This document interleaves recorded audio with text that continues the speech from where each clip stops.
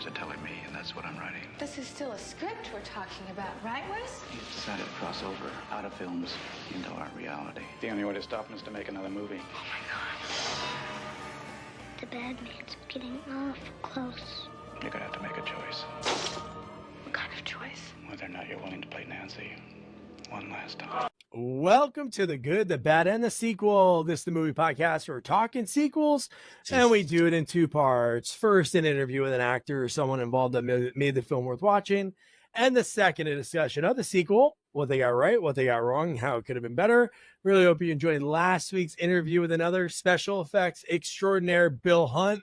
Bill Hunt, this is one of his early films that he worked on, and he was doing it with the previous special effects guy, Howard Berger and K&B. Man, Bill had a great story growing up outside Nashville, and then he makes his journey to Hollywood, which was wild how he got out there, getting advice from the likes of like legends like Dick Smith and many more. And then he goes out to New Zealand because he says, you know what, I really want to just say I worked on Lord of the Rings. And then he gets it out there, meets his wife, and the rest is history. And really cool to see somebody that loved horror so much as a kid. His first movie he works on, Jason Goes to Hell, the mask that he designed that they didn't know was going to be like this big thing because he came in at the end. It is on the cover of Fangoria magazine in his first year of working in Hollywood. Great stuff. Bill's great. So if you haven't heard that, make sure you go back and check it out. And for this week, we are talking this sequel that we're talking about, I think is on the Mount Rushmore of the sequels that changed it all. And maybe we'll get more into it, but like, I think of it in the esque of like a Psycho 2. Because it kind of like reinvented. You wouldn't think that they would ever make a Psycho 2. And then when we saw it, it was like, wow, you're thinking, wow, this is the seventh movie in the franchise. For reinvention to happen, Wes Craven is a genius. But before I talk about if the people are sleeping this entire movie, I got to introduce you to my partner in the sequel watching journey, Jamie Riccardi. Jamie, how are you? I'm doing good, Doug. How are you doing? Pretty good. Now, this was the first time you've ever seen this, right? No, I think I did see it. But I don't remember. I did not remember it at all. Okay. Because clearly because I had so many notes just for the first 5 minutes and then realized it was a dream. So I kind of like all my notes went out the window for that part. But yeah, I was unsure if I was going to like this movie just because I know it's very different. What I did like a lot about it, and it's such a good movie, but a few things. One, you can see a lot of Scream in this movie that you can see what he's done with Scream. But Freddy is very different in this movie, right? He's more like the first two Nightmare on Elm Streets than the comedy Freddy later on. Like he really didn't have that many one-liners. It was more about the fear of Freddy and like Freddy being a monster than anything else. So, and his look was very different. Like, because they had to make him different because the movie, that's the one thing I know. Robert had to play Freddy in this movie. He had to. So that's why they made him so different. So it was like, okay, it's not the Freddy that you see in the movies. It's a different looking Freddy. He's like more jacked. He's like not as large as Super Freddy. But his face was very polished. Like it was like, it was like the makeup was very different. And the creativity in some of the things in this movie is just, and again, I grew up, like I said, I'm not a horror fan. I wasn't a horror fan, but I did watch a lot of the Friday the 13th and Nightmare on Elm Streets. And the one thing with Nightmare on Elm Street, and I think we said this before, is the creativity in every Nightmare on Elm Street is, wild, right? It's, Jason or Mike Myers, their kills basically, stabs, or slices or whatever.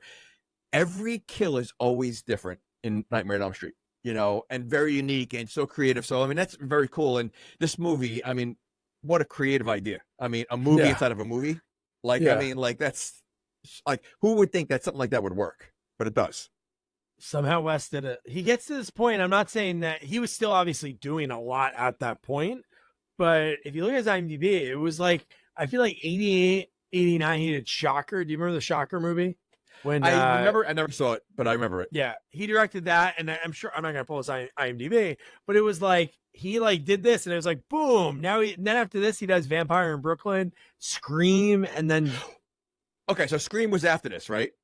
Scream's after this, yeah. Okay, so one of the things that I mean, obviously the phone call is very screamish, you know, from the movie. But another thing is Ghostface is very similar to Freddy in that, and this is a common theme in a lot of the Nightmare on Elm Street. He's very clumsy, right? He gets knocked around a lot, and in this movie he gets knocked around. But that's something that's in all the Nightmare on Elm Streets, and Ghostface the same thing. Like, so you could definitely see he pulled a lot from Nightmare on Elm Street to create Scream. And he can't defeat a stuffed dinosaur. Oh, well, okay. I mean, yeah. I mean, and I'm gonna the kid in this movie deserves an Oscar. Dude, he plays the creepiest kids ever, man.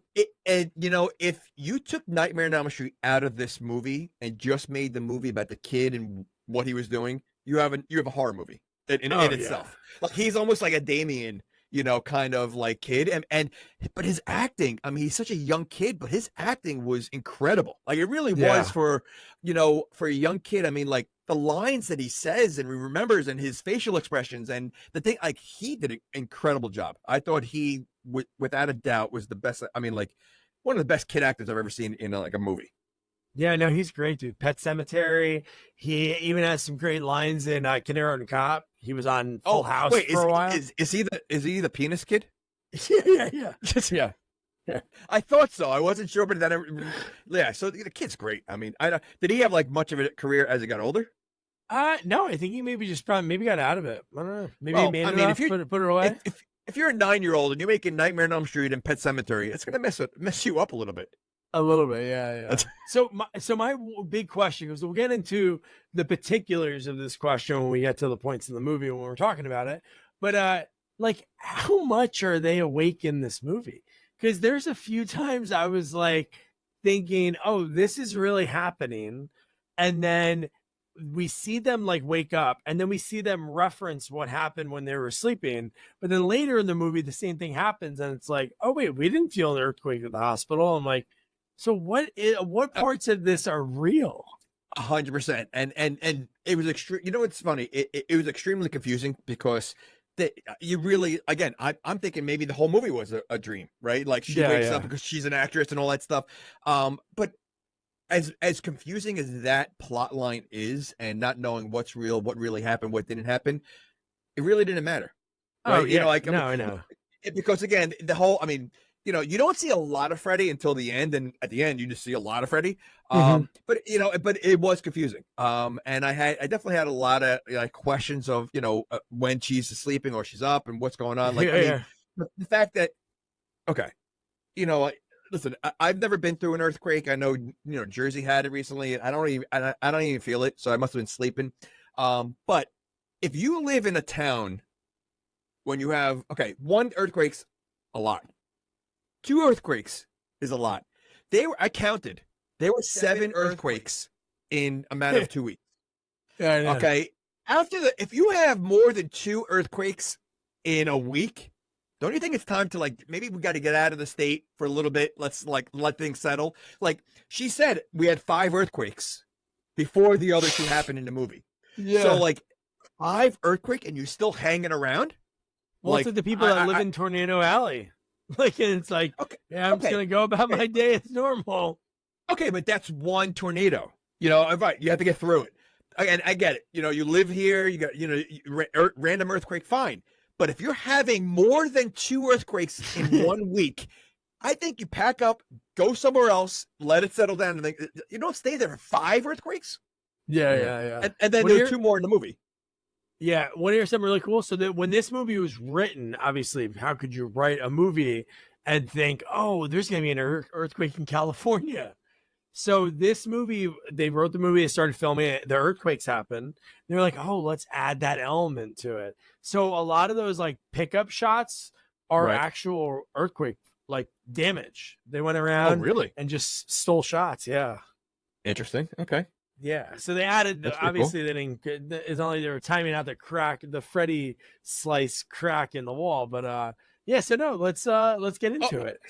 Well, since you just mentioned that, so was that Freddy slice, or was that just from the earthquake, but it happened to make a slice, you know, that looked like Freddy did it? Great question. It's like when they look at toast and they think it looks like Jesus. There's nothing in there. Okay. Right. Okay. And here's the other question I have. So in this movie, and maybe I missed it because they focused so much on the glove, but it looked like Freddy wasn't wearing a glove. Like he had blades in his hands at one point. Oh, yeah. Because you saw his tendons, right? Yeah. Yeah. So yeah. does he have so is he not wearing a glove in this movie? I guess he's not. Because they were focusing so much on the mechanical hand, which even that didn't make sense. Because why are they making a mechanical Freddy hand? Yeah, it was that was kind of weird. One thing they would make it, it was almost like even the fact that he was gonna slice his own hand off in order to put on that new hand was a little weird. Because why not just use the finger knives? But yeah, but he's like a chameleon, right? You can cut off a part of his body and just grows back. Yeah, so, regenerates. Yeah.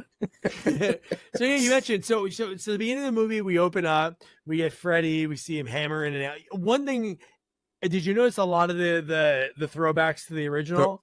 Sure. I didn't count them, but there's a bunch. Even the opening one, it's like him making the glove and the hammering of it is like this good throwback. But what's really crazy is like, again, I agree with you. I forgot that this was a dream right in the beginning. But talk about like this would have been like an epic beginning of the movie. Oh, and they're just 100%. All hanging out like, oh, this is awesome, this glove. And it starts moving. They're like, oh yeah, maybe there's a radio frequency. And then it goes just ape shit. Well, I watched this with my daughter, and after I realized it was a dream, then I was like, well, that makes sense because they just killed off about 15 people in the first 5 minutes of the movie. Yeah. That were kind of important to the movie. So, but yeah, it was definitely a cool scene. And they didn't hold back, because like the one question I did have, and obviously a dream, I was like, they made this glove, but why are they using real blades? That's true for a movie, right? Yeah, why? Yeah, it should be like plastic. Why we don't need real blades or dull them out or something, right? Like I wonder, like, do they ever do that in movies? Like like with the swords and knives and like, do they ever use? I mean, if they are, you have to, like you said, I imagine they dull it out a little bit. I mean, I can't imagine a movie. I'm picturing they use that plastic one that the knife just goes into itself. Yeah.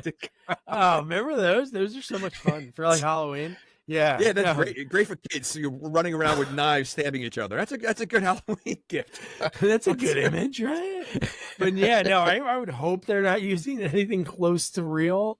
Yeah, no, that'd be wild. But one thing that is good that could, because it's almost another throwback to the original, like, oh, you could take things out of your dream. What happens in your dream is real. So obviously in this, nothing happens to Heather, which I think it's so cool that these people are playing themselves. Yeah. But her husband in the movie, he like cut his finger when the knife, when the Freddy hand went astray and got him, and then he's bleeding in the next scene. But see, what doesn't make sense with that was Heather's dream. Her husband wasn't in that. Like you don't know if he wasn't. Yeah. He wasn't sleeping in the house. Like he wasn't there. So why is he coming home? So does that mean that whoever she dreams with it's gonna happen to them? Right? Because like usually again they have to be falling asleep to be in that dream together. So they didn't show him at all sleeping. Unless he said, well, they were probably in the same bed together and they got woken up. But even if he wasn't said there. That, I had this. When she woke up, he wasn't there. Oh yeah, where was he then? I don't know. Because then everything started breaking. Yeah. That's when because he caught a mirror that shattered, or like a picture right. shattered. That was what's this guy doing? That's okay. Watching the ball game, babe. So then that's a question. Then I thought, like, if you time falling asleep together, like in the old movies, then you're all in the movie, like like Dream Warriors or whatever. You're all in the dream together. But if you fall asleep next to someone separately, does that count? That'd be the worst. You meet a girl, you go to her, you go have a great night, you fall asleep, and it just happens to be, Nancy from Elm Street. Can you imagine that? Like, this is like your first date, again, you both fall asleep together, and you wake up in her dream. What's your name, Nancy? Yeah, this guy Freddy, he haunts me in my dreams. Oh yeah, sure. You're hot. Who cares? But one thing I have to say, Heather in this movie, oof, Heather, like, she's a fox. She's so good. And it sucks because I'm sure she got pigeonholed. She obviously had a great career because she was on what, just the 10 of Us, or Oh yeah, yeah, one of those movie shows with Bill Kirchenbacher or whatever his name was. I tried reaching out to her a few times, by the way.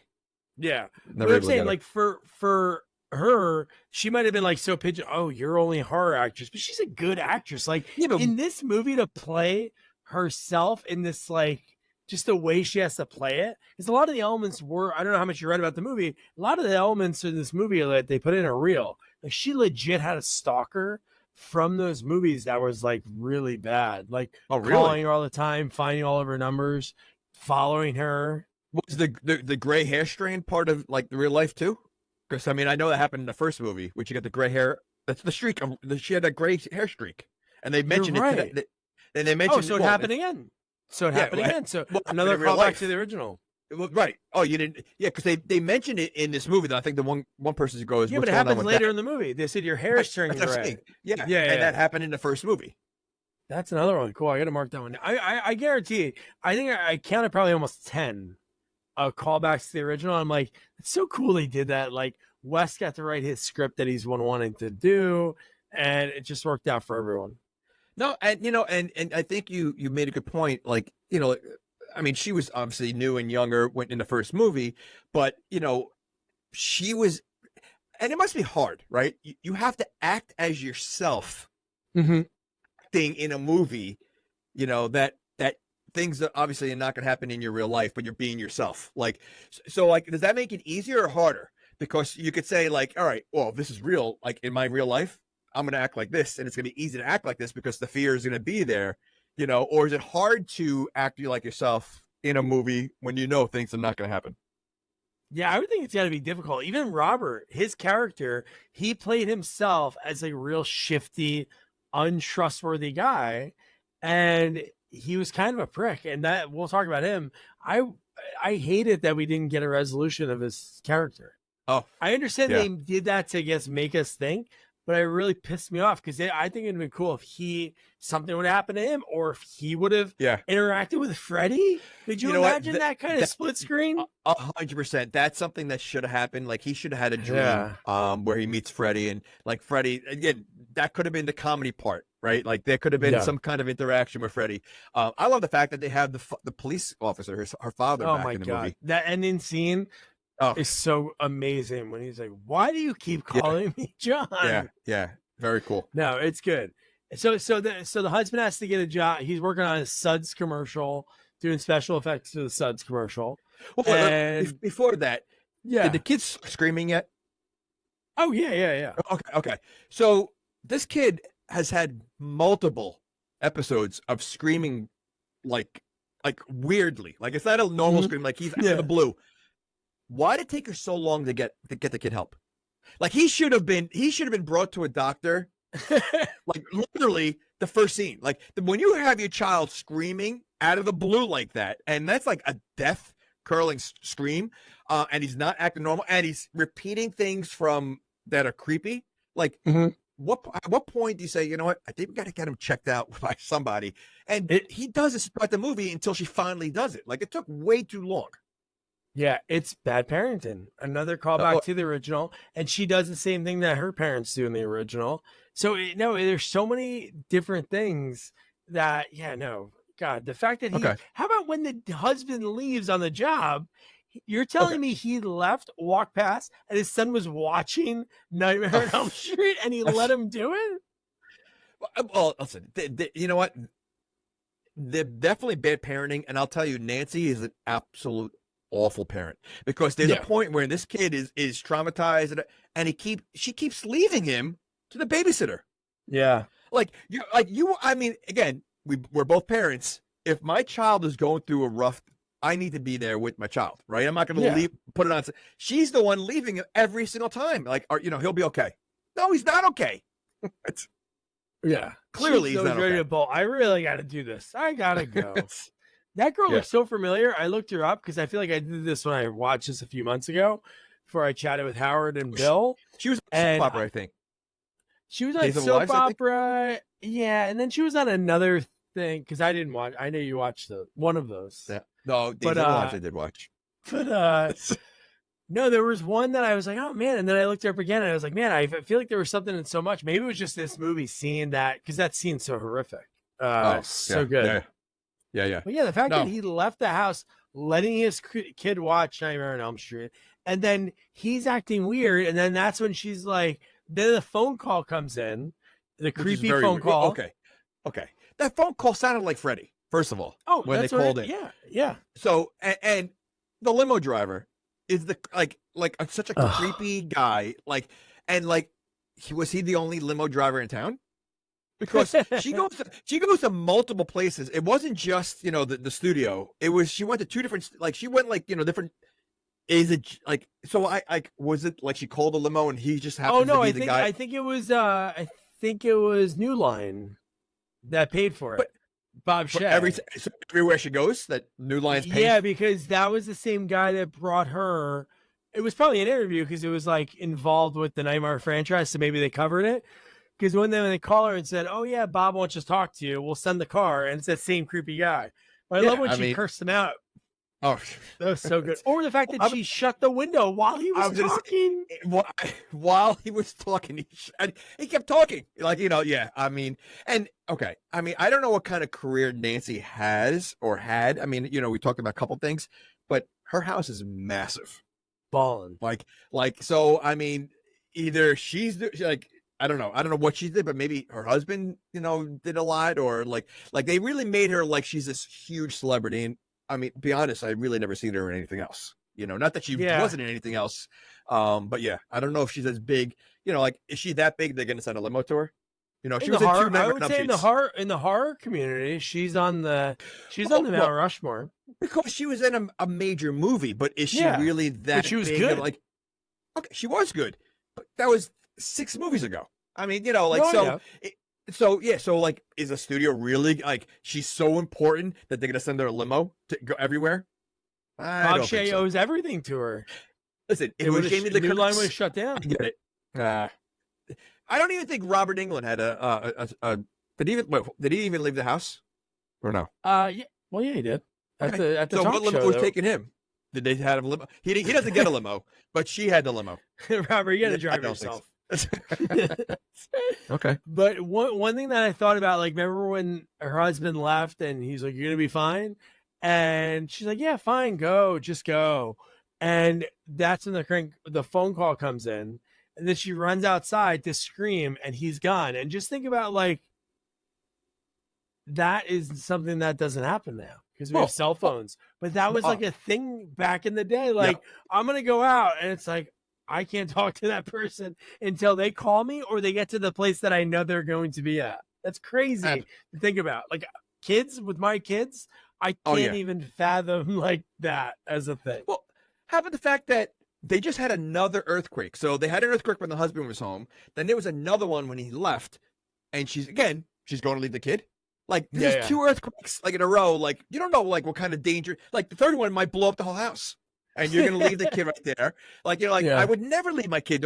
And now this limo driver was assigned, was paid for by the Universal, whatever, Cinemax, or what was it? New Line. It seems like a guy that Bob Shea would hang out with. Okay, right. But he's going to be that antsy. He's going to call twice. He calls her twice. Yeah.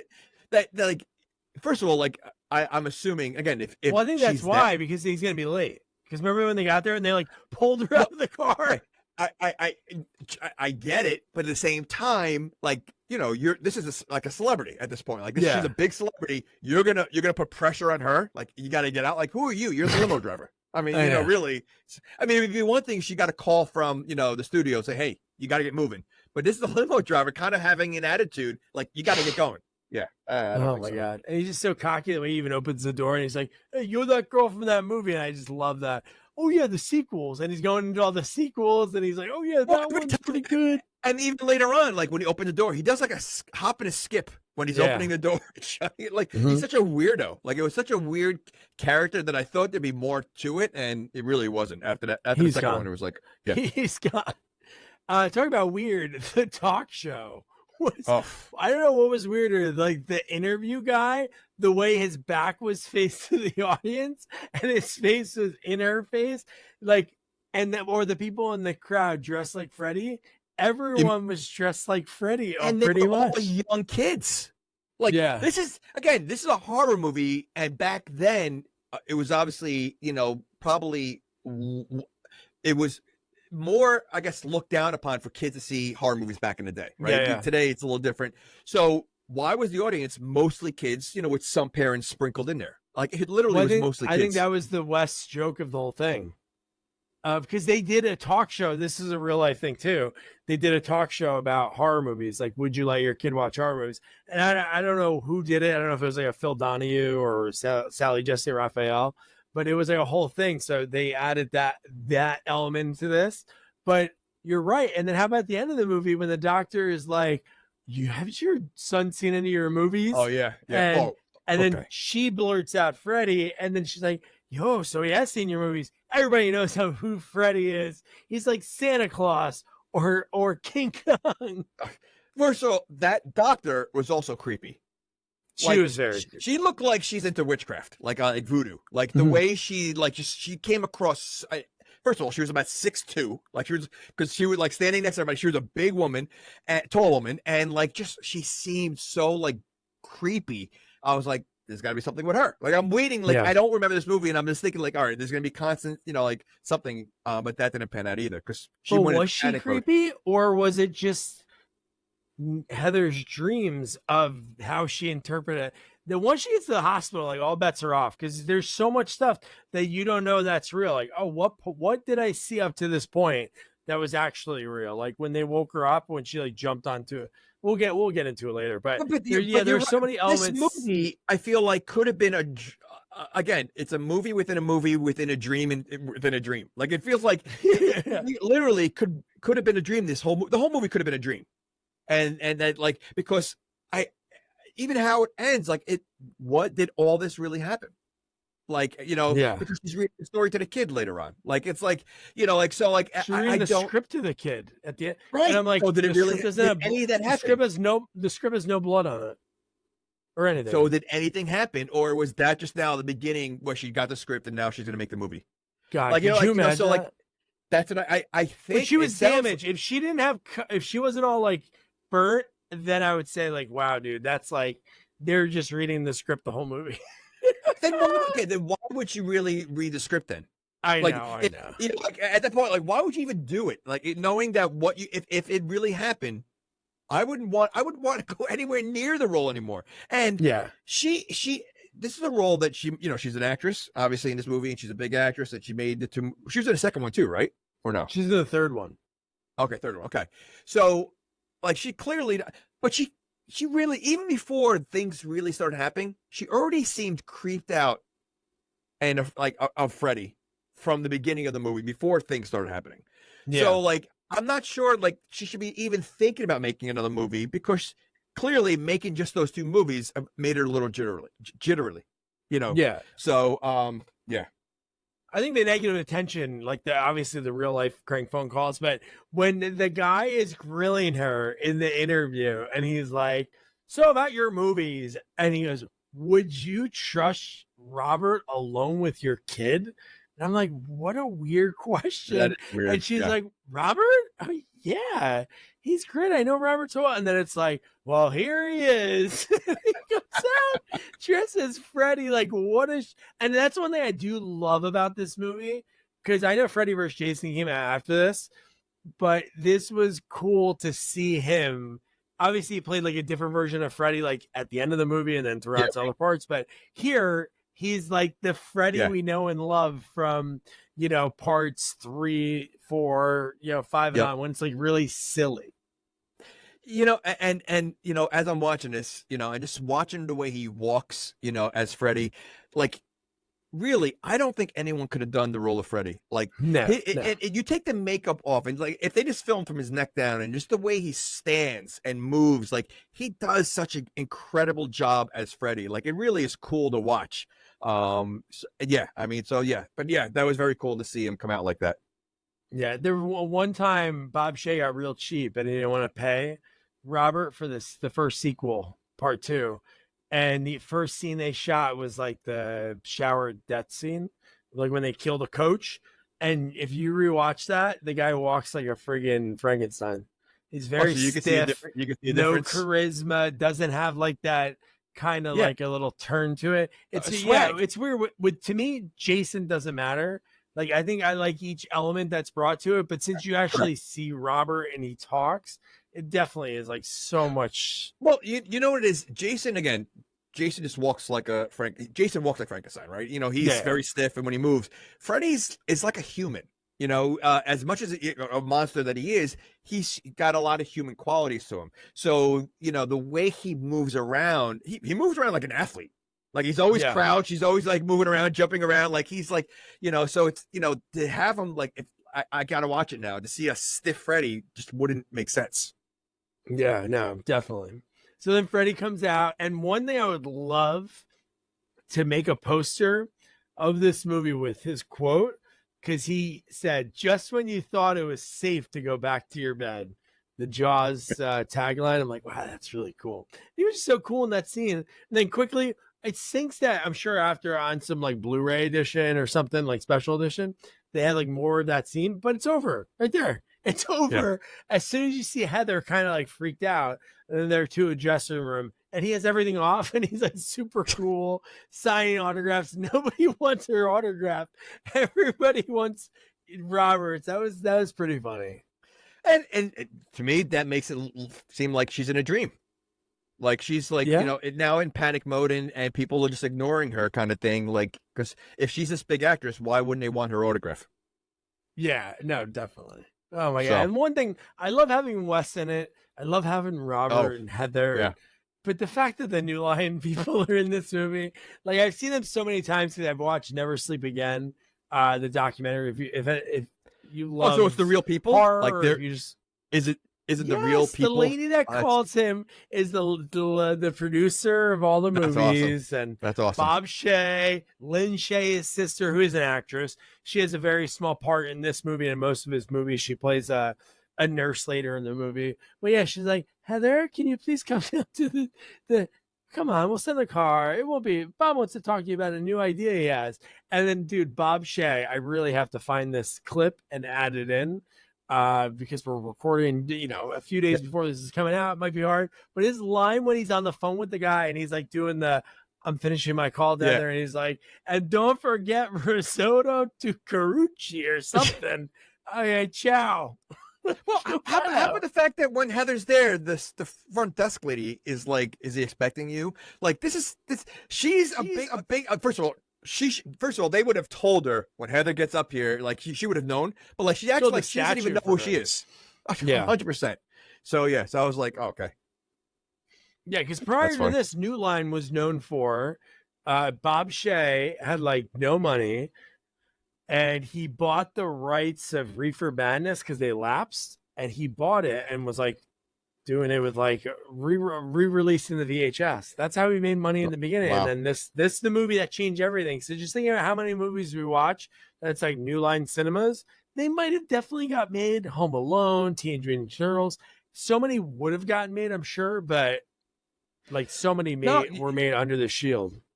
And you think about like this horror movie, like the original, you know, every other horror movie before this was a very Friday the 13th, Halloween-ish kind of thing where there's a slasher movie, right? And nobody spoke. So the killers didn't speak. Correct. This was such a huge.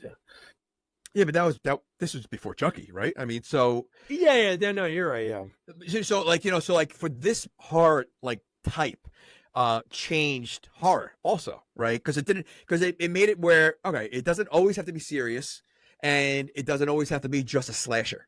You know, and this, you know, this change. I think this obviously, like you said, it set up a lot of the future movies and everything else. But this was a huge change. And I wonder if at the time, they were like, "This is a big gamble. Like, are people going to like this because it's not your typical slasher type movie?" I wonder if they were worried that it wasn't going to be a big hit.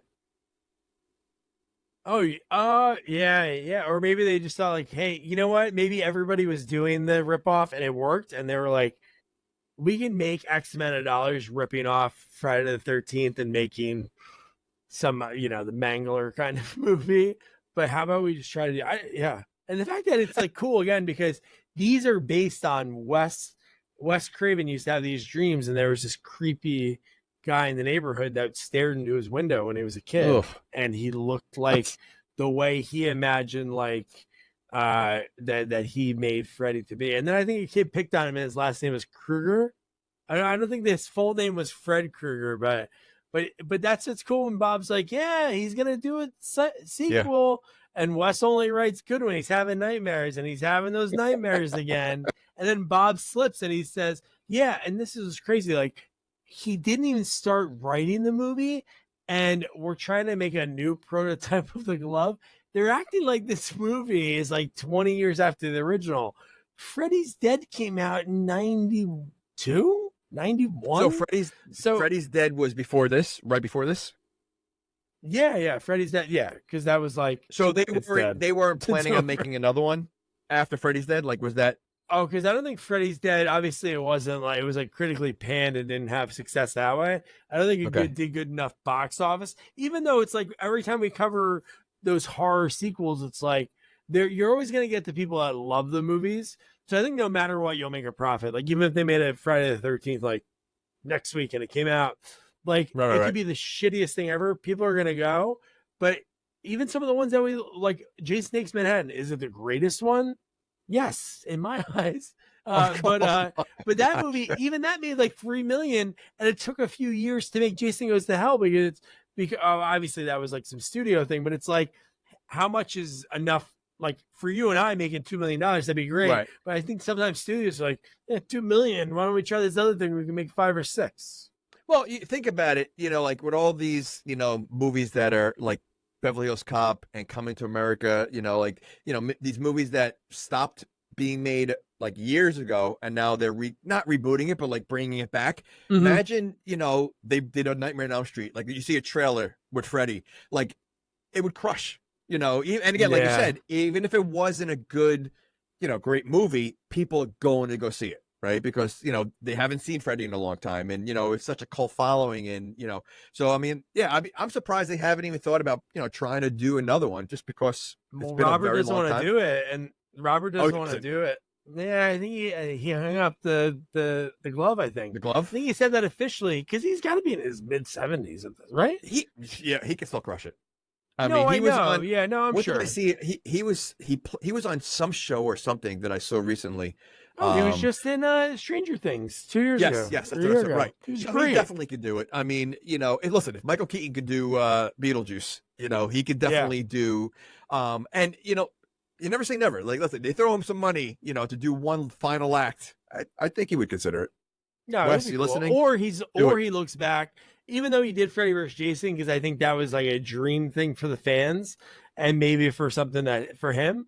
But this is a good way to really go out. Like when it comes to this original story, because it just is so unique. But the fact that Bob is like, hey, he's been working on this prototype for the glove of your husband for the last few months. And it's like, then it like makes her think like, oh shit, I just had this dream about everything that was just happening. So it seemed like she was dreaming of the future in a lot of this movie, because there were a lot of things that didn't happen yet that she was having these dreams, and then all of a sudden she recognized or whatever, or like, again, the husband with because then they find out these 2 guys died.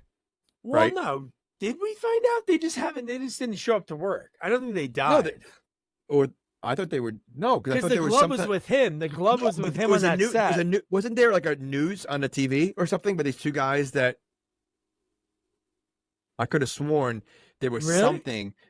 Well, maybe I'm wrong. I thought I saw something that said these 2 guys are missing or gone or died or something that was kind of like because it made her think back to the dream.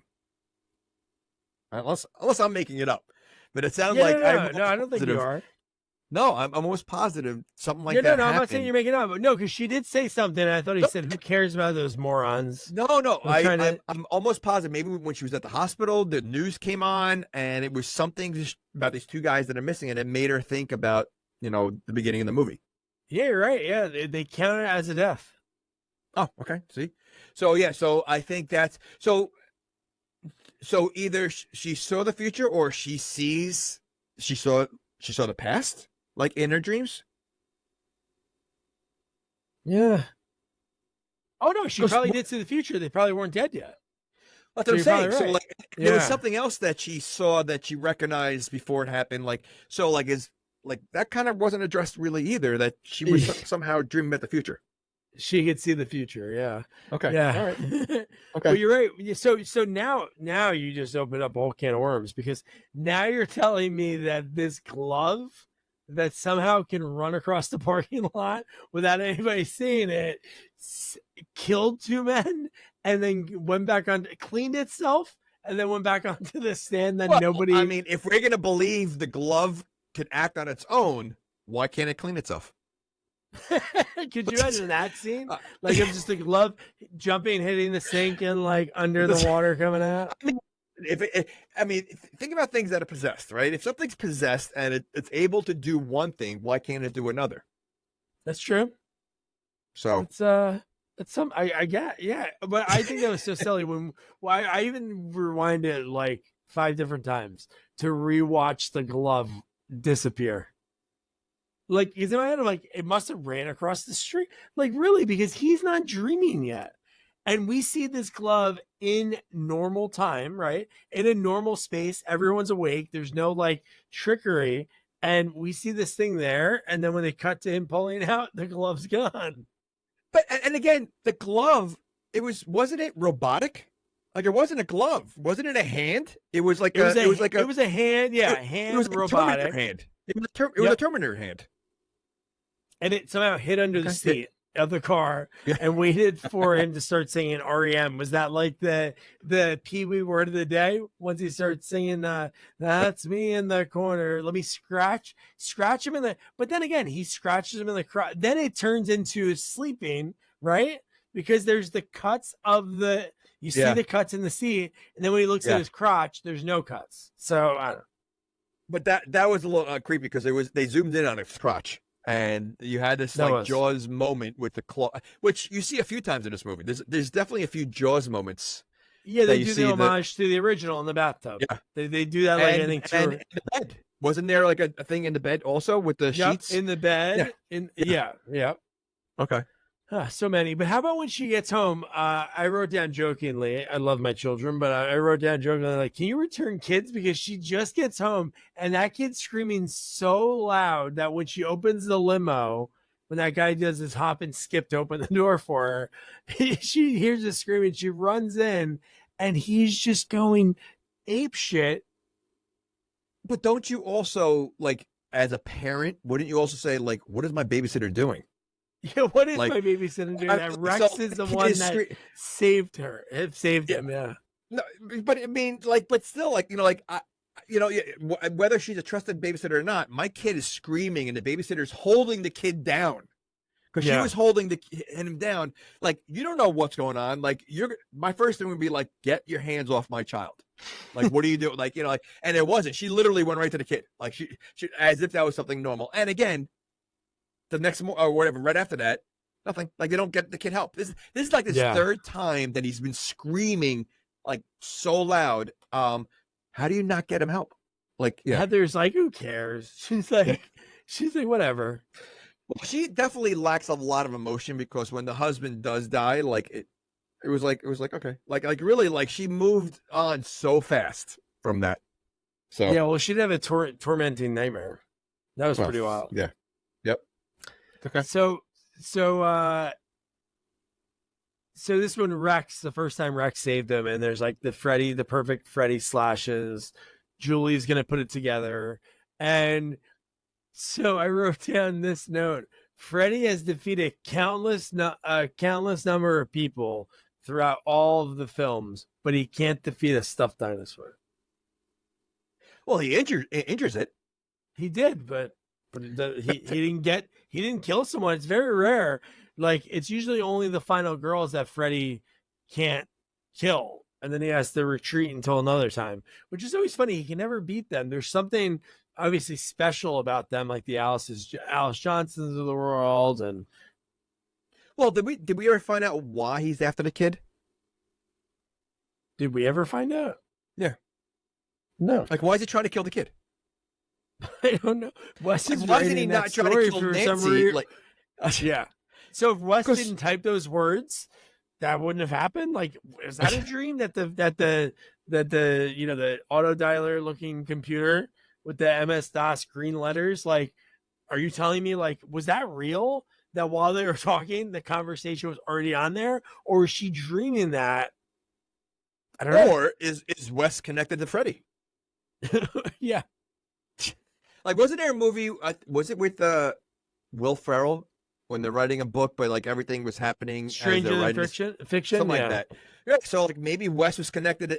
You know, I mean, it would make sense. He made all these movies, and somehow he's connected. Like that would be a little good twist that he's kind of the mastermind behind this whole thing. Like to make him like a bad guy. Like like what he was writing was happening, and this is what he wanted.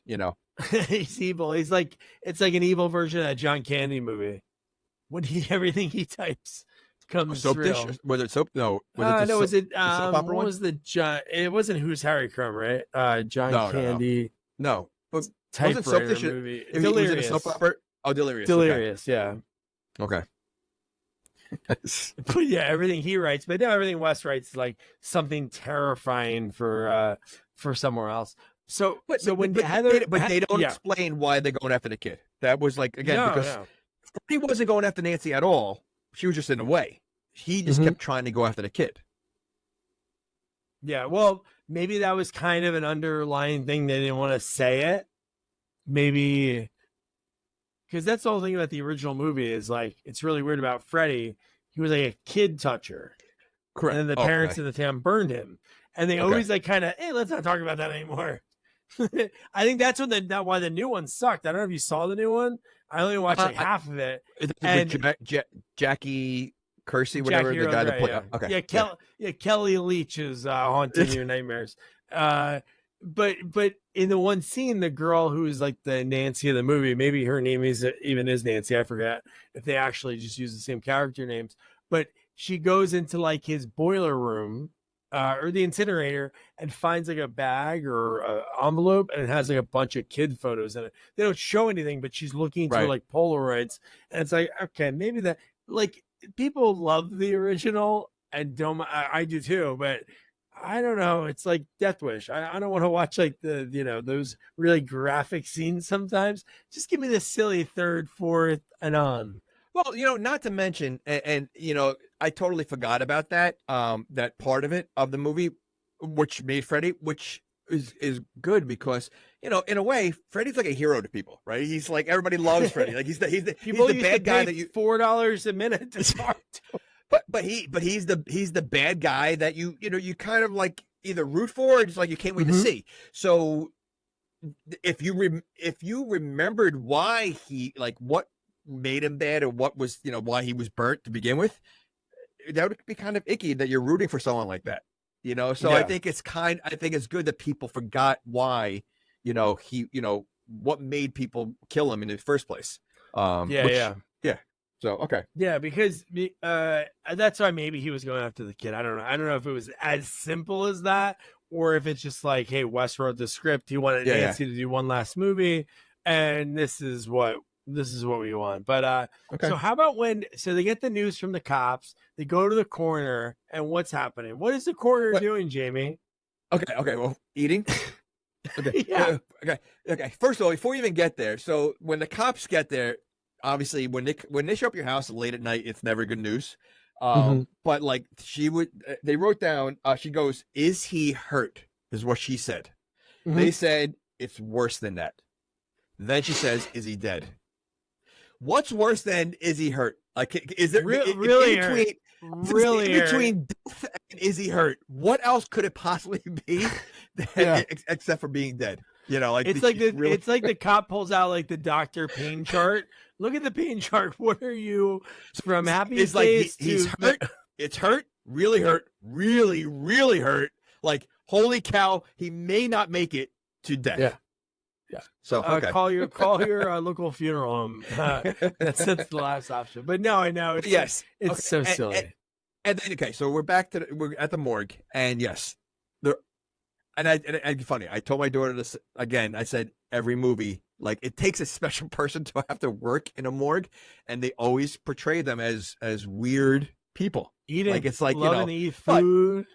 They literally would let anyone just walk right. First of all, wouldn't she be escorted there, like by the police? I know. So she's just gonna go on her own. Once again, leaving a kid that just was screaming 2 minutes ago. Like you're leaving the kid again. She leaves this kid throughout the whole movie, but she goes to the morgue. She just literally just walks down there before she's greeted by the mortician. Yeah. And then then she's wandering around everywhere, and she's looking. I don't know. I feel like she would have been escorted down there. I don't think you. I would hope for the safety of the hospital and the other people, all the other bodies. Like, what if she was just she wanted to take bodies or take be like something weird? Yeah, she freaks out. What if she freaks out for seeing her husband down there? Then okay. The guy, the actor, it's so funny. I just followed him on Threads, and I knew his face and I knew his name, but then I'm like, no way, this is Warren from There's Something About Mary. Have you seen My Baseball? That was the friggin' coroner. Was he really? Oh my gosh. He has other credits, but that is like the one that like everybody would know. That's amazing. Okay, that's. But yeah, I got to see what it looks like again now. The fact that she sees the slashes, like, oh, can I see it again? And he's like, really? Opens it up, and they're like, and he's like, well, they said it was a really bad car wreck, and it's like, I don't know, a bad car would be like perfectly four. I've seen these 4 lines before, sir. I've seen them many times. Have you seen my movie? That's what I would say too. You've seen Nightmare on Elm Street, right? Oh yeah, I have. Is this weird? Like, that's the same thing that Freddy used to do in the movie. Yeah. Ugh, she never asked. Gross. She never asked like the random fan, like Julie, the babysitter, probably saw the movie. Be like, do you see any of the same elements happening from the movie you saw? It'd be like, yeah, there's a lot of the same things. Quoting the movie left and right. And singing the song, and I'm surprised that they didn't have 2 young girls on a tricycle, wearing white, So, God. The funeral seems so cool because I think this is the first time that we see like the Freddy as like this entity, whatever we're gonna call him. But God, he looks so cool, dude. When the earthquake happens and the coffin like goes into, and you see like that was the 7th earthquake. The 7th earthquake that happened in the 3 movie. Weeks. 7th earthquake in 3 weeks. That's insane. Like usually it's like an earthquake and then there's like always aftershocks. Like even in Jersey. Right. Yeah, but no, what I'm saying is like aftershocks are less than. It seems like all of these are the same intensity. Okay. So how many earthquakes would it take you to say, well, you know what? Let's get out for a while. Like to me, if 2. You don't expect 2, right? If you get a 3rd one, done. Like, it should have gone past where am I 3. going? I don't have a house in the country. You don't have any friends or family outside of your state? I do, but okay. So I'll risk it. I don't want to stay with family. So in your mind, you'd rather go through an earthquake than go. I got a basement. Oh no, basement isn't good for. Oh yes, it is, right? Is it? Like, I don't know.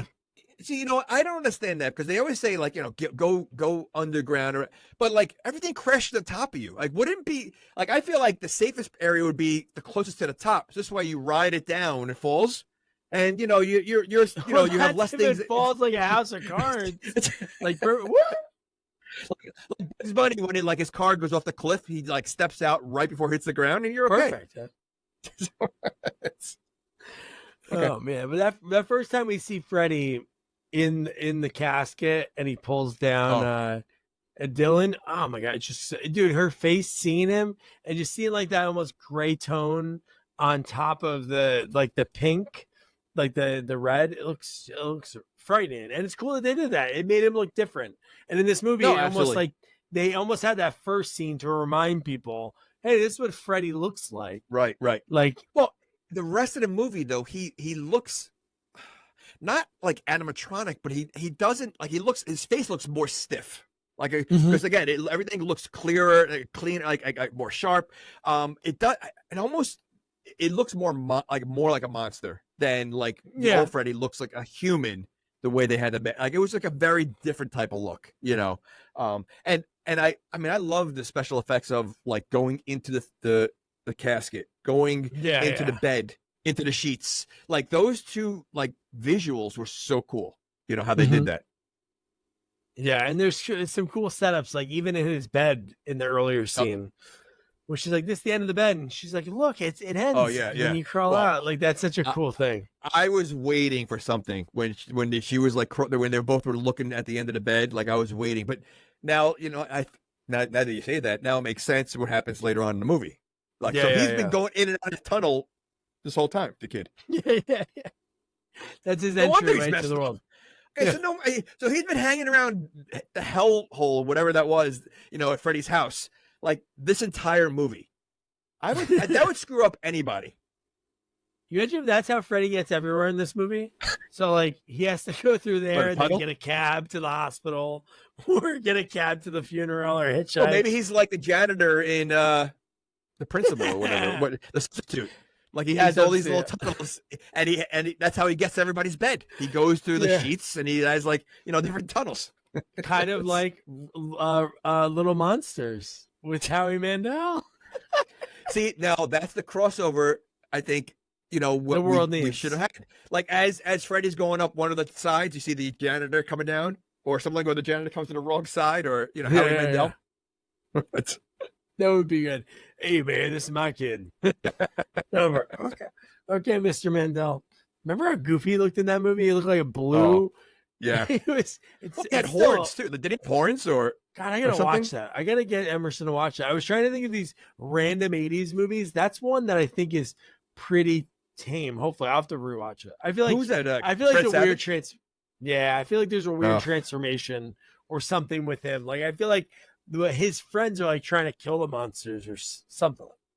I always get that movie mixed up with the one with Phoebe Cates, Drop Dead Fred. How would you get them mixed up?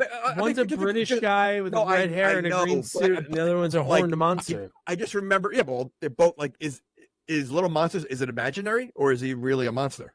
No, they're real. The monsters under your bed. Oh, I don't remember the movie at all then. Yeah. All right, they got to see it. Okay. But that'd be good for Freddy, because in that world, every like when they were walking like the alleyway, it was like each stairs going up, it was like Monsters Inc. Like the doors that they had monsters. In this one, it was like you would see the under the bed where they're gonna climb up. Yeah. So it definitely was like super creepy. So then now Heather, they're back home after the funeral. She can't sleep. She wakes up. Dylan's watching Nightmare again. And what's again the bad parenting? Mommy, I don't want to sleep there, as in his room, and she goes, but Dylan, you have to sleep. And she kind of knows what's going on. And then I love when we see the TV that she unplugged earlier in the movie, and that first time we watch it, they show that unplugged, and it's like, is she sleeping? Like, what is that? It had a lot of like Poltergeist kind of vibes also to it. Yes. This movie. But here's the question, and maybe again about the rules of Freddy. So she saw the casket tunnels because she fell and hit her head right on the casket, but she wasn't sleeping. She was knocked out. Does that count as sleeping? Yeah, I think so. Unconscious. Yeah. Like, okay, but unconscious doesn't mean you're sleeping. But your mind's in a state of not doing anything, because you don't always dream when you're sleeping. I guess. I mean, I don't know. All right. I was just curious about that rule. If there's any sleep experts at Sequels Only, Avercardi17 on Twitter, let us know. Are you team? Is being unconscious considered sleeping? I would hope so, because then that'd be another hole in this whole movie. Because that's what I want to know. Most of it, she's passing out a lot. Okay. And being unconscious. Yeah. Okay. So now we get to greet John Saxon in the movie for the first time. I love in this world that they all are buddies like that. John, he's such an amazing actor. It's so much but legendary horror movies. Even though I think he almost notoriously, not saying he didn't like horror movies, but it wasn't his favorite thing, that he was known for like Black Christmas and Nightmare on Elm Street. Like those are like his two biggie. Well, I believe that, because when you hear him talk as himself, he's got a very calm, demeanor, very soft, so he doesn't seem like Robert Englund seems like a kind of a nut off off Yeah, camera. yeah, yeah. Like he seems like a weird guy to begin with, but he definitely seems like he's just like a regular, like, so I could see that, that, it's not really for him. He seems like a regular dad. Yeah, well, in the end of the movie, he turns back into her. He does. So how about this playground? Like, I was like, wow, that's really cool. It's like a rocket ship. Like, in what world would there be any design that window can open for a kid to climb out? Not only that, what design would have something that, because they made it look like it was so high that this kid is climbing. Like, I've never seen every playground I've ever seen or been to, you could jump off the highest thing and land in the wood chips and it'd be fine. This thing was like 3 stories high. Yeah, like it was ridiculous. Like, yeah. So I don't know. Like, was it really like made that way, or was it looked that way because it was a dream? Was the kid dreaming, or like, yeah. Yeah, the fact that she caught him and he was reaching for the sky, which was really weird. Like, what was he reaching for? Like, Freddy's not up there. His father just died. He said something because she said something like, we'll see him. Or, I thought, so I think this happened right after the funeral. So I think he was talking about going there. But is he in a trance? Like, at this point, like, he seems like it. Why is he? Because he seems normal when he's not sleeping or anything else or whatever. And then sometimes he's normal, yeah. Or sometimes, and then he has a split. It's almost like he has a split personality, and then all of a sudden it clicks, and so like, is he in a trance? Like, because I didn't understand why he was doing that.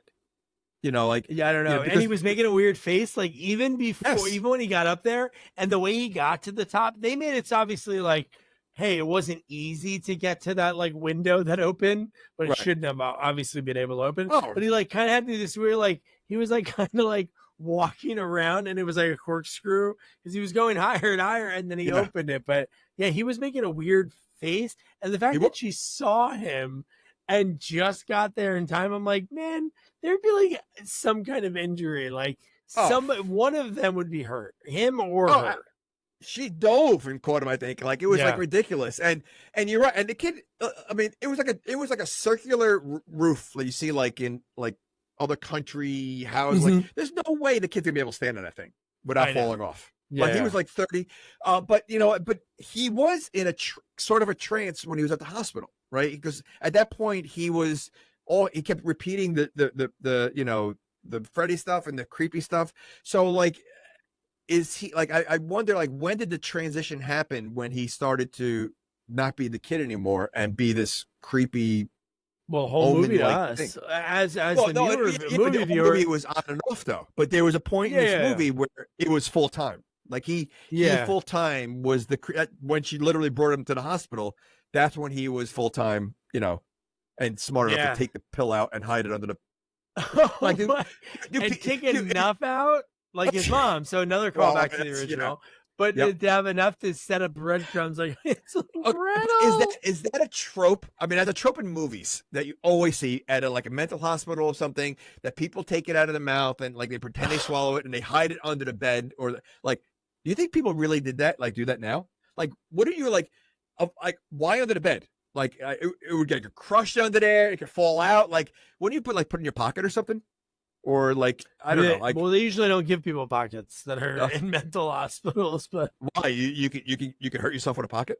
We can hide stuff in there. They don't want to have to probably check people. So probably give you no pockets. I would think the fact that there are things in there that they can use to hide is more dangerous than having actual pockets. Like, so they really, if they're having access to things that they could hurt themselves, pockets don't make a difference. They have access to the stuff. So, I mean, pockets really should, they should have pockets. At least, where do you put your hands? I don't know. If you've been in a mental institution, let us know. At Sequels Only, were you allowed pockets? That'd be a great question. But yeah, the fact that, not even that, it wasn't an empty playground. So no other parent was like, hey, who's that weird kid up there? No one seemed concerned. No one at all. That's... You're like, hey, I want to tell a celebrity mom how to raise her kids. I don't on the National Enquirer, like getting into a fight with Heather Langenkamp at local park. But So here's the scene of the movie what do you have to say? Something about that? Well, is this when she speaks to Robert? Yes. Okay. And he's wearing an apron? Yes, he's wearing apron painting. Okay. Yeah. What was he painting? Like, it was such a bizarre painting, and he didn't know he was painting it? Well, that was the only callback to another sequel. I'm sure there's other things, but that was Dream Master with the stomach. Yeah. But he's not dreaming. He's not like this is all new to him of what she was saying to him. Oh, right? But he was lying. No, he's having the dreams. Oh, he is. He's having the nightmares too. Oh no, he didn't. But because she asked him that question, and the way his response and the facial expression made it seem like obviously he knew something. And what was even weirder when she was like, "Oh yeah, I'd love to come over." He's like, "Oh yeah, we're busy. I can't. We're going away." And then how creepy was the voicemail later in the movie? Yeah, we're away and we're gonna be gone a while. And it's like, God, they should have showed like him dying, going one-on-one with Freddy, or something like that, to make him seem like, again, it's not like, it'd be weird. Like if this movie was like a Scream-esque more, and it was a different character, and like, what if like there was a fan dressing like Freddy to kill the final girl, and then sets up Robert as the killer because he played the character in the movie? But it was just weird that he was like acting so shift. Yeah, I mean, you know what? I didn't put that together, and I must have missed it. Maybe I was writing notes. No, but you didn't think he was acting weird? That he was like, he was acting weird, but I just didn't like. I guess I didn't put it together. But then the fact that he didn't recognize what he was painting, like that, I obviously found weird. It doesn't get addressed after that at all. No, he's gone for the rest of the movie except the voicemail. Yeah. We hear his answer machine. That's it. But that was such a there was like you said, I agree. There should have been a little bit more of like, why was he painting that? Where like what's been going on with him? Like there should have been something. Or you know what? Maybe he hears Freddy's voice, in his mind, like a Dexter kind of thing. And you're like, so like everything that like Freddy keeps telling him what to do, and he's doing it, but not realizing, it's Freddy talking to him, kind of thing. Yeah, I don't know, but it would have been great to see. I know we mentioned earlier, but I would have loved to have seen a Robert versus Robert scene. Yeah, like even a quick death or something. It'd been really cool. I It'd agree. really been like, obviously this movie's meta, but it would have been like the meta of all meta stuff that happened. And even if it wasn't a kill, just some interaction, like some conversation, like something, a face-to-face conversation, something. Well, yeah. Well, which brings us to the next scene, which has the phone call, which was a throwback also. The tongue in the phone. Oh yeah, that was cool. That was in like one of the first few movies, right? I forget which might have been the first one. So yeah, that was the first one. Yeah, I'm your girlfriend now, Nancy, or I'm your boyfriend now, Nancy. Yep. Yeah. Okay. No, we get everything. Like, there's like a ton of homage right after this. But how about when Robert, when he says the line about Wes, he's far into the script. He's as far as Dylan reaching the sky, whatever that means, and it's like weird. Like even at that point, it's a weird line. Is Dylan her son? Yeah, Dylan's her son. Oh, so how did he know about that? He didn't know about that. Wes told him that's how far into the script he is. So again, remember, we know Wes is writing this movie. That's what I'm saying. So this is why it's like, this is a dream the whole time. Yeah. Like because like, it's so weird. Like again, now before I said, really doesn't matter, but now these questions like I'm gonna have to do research online now and find out, because it's still amazing. Like it's an amazing movie. It's really well done. Away from what it. I know. I know what you mean. Yeah, I just want to know, like, was the whole thing a dream? And I bet you that could be possible as an answer, because it would make sense except for the injury. So yeah. So just before the phone call and the phone's foaming and the tongue, we get the homage to that scene in her bed. Like and then when she gets up, the sheet's cut in half, and you're like, oh my God, this is crazy. And then Dylan, she goes downstairs, and what wakes her up was the finger knife. She hears like the kitchen drawer. I mean, the fact that her kid Could you imagine that? Like, I know that was the last straw, but she should have been into that at that point already. But 100%. But yeah, obviously that's what. But like, it looked so creepy, and he is attacking her. Like, I mean, like, yeah, and let's be honest. I mean, like, listen, like you said, she looked good in this movie, but she was wearing like grandma nightgown. like who wears that? Like that was like awful. It was a grandma nightgown. Yeah, like what are they called? It's like an old it's not a rompers are like cool now, but no, romper is like a one piece. Yeah, I'm trying to think of what those nightgown. A frock. I didn't even know they had a name. I think that's flowers, and it's like cotton, and it's like a long, like, it's awful. Okay. So now she finally brings Dylan to the hospital. And at this point, again, is she being a better parent? Yeah. Is she being a great parent? No, because the doctor's asking like all these questions, not saying anything at all. Like not saying like, oh yeah, I found him with finger knives. Why bother bringing him if you're not going to be truthful to the doctor? Yeah, I know. I mean, yeah. Okay. Yeah. Okay. And this is where Lynn Shay, sister of Bob Shay, she's in Kingpin. There's something about Mary. So many different things over the years. And she has a quick line as like the doctor for Dylan or the nurse to Dylan. But man, what a just bad parenting by her. Like for the rest of the movie, she has so many opportunities. There's like 3 different times she's at the hospital. Each time the doctor asks a question and she has an opportunity to be like, all right, this is what's going on. Nothing. Okay. Ever. And let me ask you this. You bring your child to the doctor. Clearly he's having episodes and whatever's going on. And, you know, like after a quick evaluation, they're like, all right, we're going to hold him here. You can go home. Do you go home? Like, I'm waiting around a little bit, you know, until I get a little bit more information of like, okay, what's going on? What kind of tests you're doing? You know, and even when, you know, I'll wait there hours. I don't, you know, I'll stay there all night, you know, like until I'm not going to feel comfortable within the first 20 minutes of dropping him off. They say, yeah, you know, he needs to stay. Like, okay. And she leaves him again. Like she leaves this kid left and right. She leaves quick because that's when he hides those sleeping pills under his pillow, and she's driving to that's when she goes to Wes's house.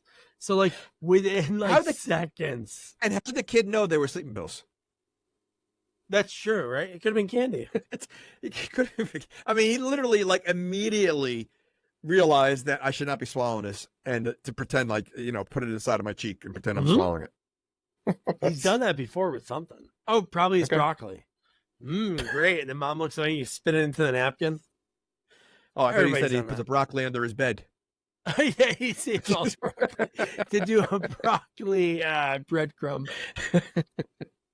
Okay. I don't know what's sillier, pills or broccoli. I think pills. Is silly. Why would he have broccoli upstairs? Well, in his room, first of all. But what is he going to do with the broccoli? Unless he has a pet rabbit, maybe, or something. You know, he's just saving the broccoli for the rabbit. Oh, man. So, yeah, so Heather wants to go to Wes's to hear about the script. Talks about the new movie. Why? Okay. I mean, with all this going on, and by the way, we missed it. There was an 8th earthquake. Okay, so you have your 8th earthquake. You have this kid who's clearly going crazy. He tried to murder you 2 seconds ago. Yeah. You can think about a script at this point. Your kid's in a hospital that looks like it's possessed by the devil, and you're like, okay, like, you know what? Let me see, you know, about my career. Like, yeah, okay. There's no way, you know, she should not be a parent. Well, I don't know. Yeah. I don't know if she was doing a career. Maybe she knew what was going on, that he knew what was going on. Just the fact how eerie it would be if somebody said to you, like, hey, here's this thing that he was writing about. It's like, oh my God, that just happened this morning. How would you know that? It's like such a specific thing. Yeah, but she's not addressing it. But she's not addressing it. She's not to him. No, it's weird that she doesn't say anything to Wes. Like, Wes, how did you know that Dylan was going to be reaching for the sky today? I was hanging out with John Saxon in the park. He like, reached and fell and almost died. Freddie's dead and he doesn't bother my family at all. Yeah, right about the end. Throw that in pager. Open, Freddie is there. Freddie decides to quit killing people. The end. He goes on a nice cruise, a carnival cruise. But so Wes mentions that the new nightmare, and then he gets into the weird thing, because I know, again, to Wes, like the elements of Freddy are something that like was part of his childhood. But he's like, well, yeah, Freddy's real. And then when he utters the line, the only way to stop him is to make another movie. What? And wait, he knew all this time that Freddy was real and he hid it from them? Yeah, weird. So everything that's been going on in your life right now as Nancy, and knowing that all this, your son is in the hospital, your husband was murdered. This all could have been avoided if you knew Freddy was alive, but he kept it from you. But let's still do the movie. Like, you're going to trust Wes at this point? I don't know, but if I looked at the computer, I'd be freaked out, dude. If that was a real life scenario, like that'd be, I don't know how they do that on like a prank show. How would they know? Like, I guess they could do that. You could use like a mentalist to be the person doing the interview and then somehow know what they could say to get you to say your answer. But right. If you look down and you saw a script saying what you were doing or what you're about to say, or that'd be really bizarre. But yeah, the fact that he's able to do that. It doesn't phase her. She doesn't see it. I know if she would have saw that, I thought she'd be creeped out. But I love his line there too. Again, another like a seed planted for the very, very end. But Hero, it's up to you whether or not you want to play Nancy one last time. And I'm like, whoa, dude, like, wow, what a thing you're giving to somebody. Hey, you're actress. You need to kill this guy that can actually kill people in the real world. Yeah, but that line also sounds like, well, you might not make it because you're playing Nancy one last time. Like, so, and based on what's been going on, and now that this is real life, I don't know if I want to play Nancy anymore. No. I mean, like, why would I want to put myself in more danger than it's already in at this current moment? Like, she's already been in a lot of danger, up until this point. So let me make a movie about, with adding danger more. I don't know. I feel like she accepted it way too easy. Yeah, she's gonna be like, "Hey, can we do just the 10 of us reunion?" I think it was just the 10 of us, or 8 is enough. Yep, one of those, because there was the girl that was in Freddy 4 that was in that show too, at the same time with Heather.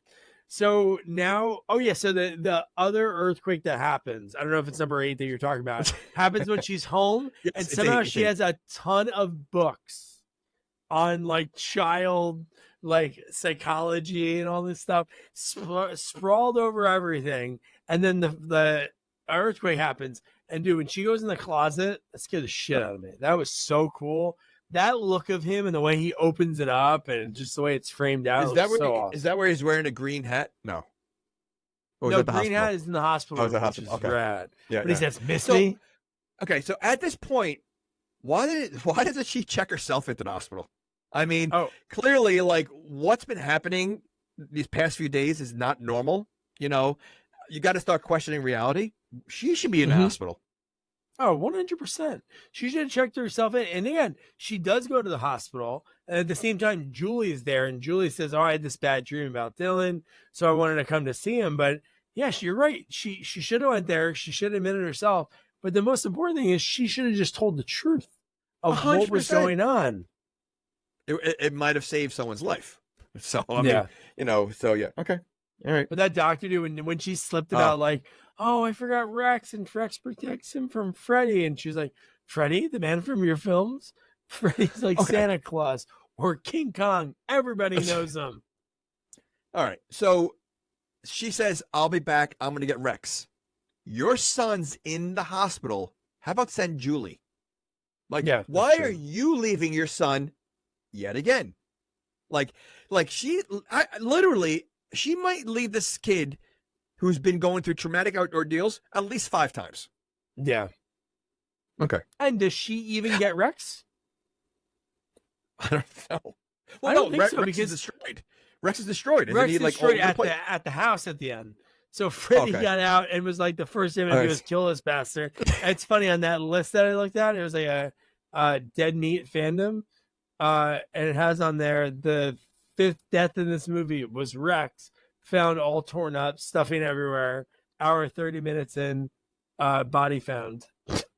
That's awesome. That's funny. pretty amazing. But yeah, no, the fact that I don't think she goes to get him, because the next scene is when she's sitting outside his room because she goes, oh, he's in an oxygen room. So she goes in to see him. But this kid uses Rex for a comfort and protection. And the most important thing probably to the kid, he's probably scared and he's not in the hospital. You don't get it? You still like put her off? Like, she really like, and again, and she's playing herself. So I hope she's not really like this in real life. Yeah. Can you imagine you do the movie? It's like, I'm playing myself, but guys, it's not really me. Like, I love my kids. I don't want people to think I'm a bad mother. I mean, please. Yeah. But yeah, no, the fact that she's just sitting there and he starts like turning into Freddy. Like the son is like turning into Freddy. He vomits like black all over her. She's freaking out. And then she like jumps onto him, and then nothing happened. None of that was real. Not only that, when the nurses come in, they don't look phased the fact that she's got this black vomit all over her. Like, it wasn't, first of all, it wasn't normal vomit. And two, the fact that she was drenched in it. No, it was gone. It was gone. No, it wasn't. Yeah, when she went back. I thought they saw it on her. Then why would they be like, hey, what is that? Well, that's what I'm asking. Oh yeah, no, I don't think. No, I think we saw it when she jumped onto the thing, but when they came in, there was nothing. Yeah, because she would have been like wet. She was sitting in the chair with all the black vomit on her. Yeah, but when she jumped on to like get to her son, and then that's when it cut to he wasn't even there, and then that's when it cut to like she woke up, and then she didn't have it on her. Oh, she was sleeping. She was sleeping. Oh my gosh. Yeah, so another like was she this sleeping movie moment. is confusing and okay. All right. Yeah. This is where another confused as we speak about it. Yeah, another good callback to I should have had like a better counter of how many we've had, but so when she leaves the room and the girl there says like, "Oh yeah, you need a pass." And she says, "Screw your pass," which is from that original when that girl was dressed from the school. Fred. Yeah. Oh no. Okay. It was in the school, yeah. But it's like just so cool to have all these little things. And this is when Heather leaves. So at this point, Heather's leaving, and Julie's gonna stay with Dylan. And the only reason Heather's leaving, she's not even truly leaving. This is like you think she wants to leave, but this is when the doctors take her in, the cops pull her into the room and start like interrogating her about her son. But okay, so Heather is planning on leaving when Julie's supposed to be watching the kid, fell asleep, didn't even realize they took him out of the room. Oh yeah. And this is who you're leaving. You know, like again. I mean, why would you leave this person with your son? So yeah, okay. But how about the way the nurses give him the sleep-in thing? That's oh my gosh, wild, dude. That is wild, like insane. Like, yeah, I don't think your mom would want her to have it. And it's like, all right, what do you have there? And it's like, shoot him. And she shot the kid.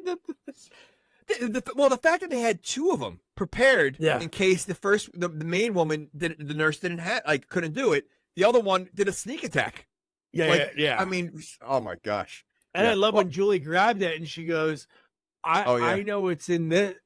You know it's in this one or something like that. She's like a weird line like, you know what's in yours. Do you know what's in mine or something like that? Like yeah, that's right. Yeah. What is she talking about?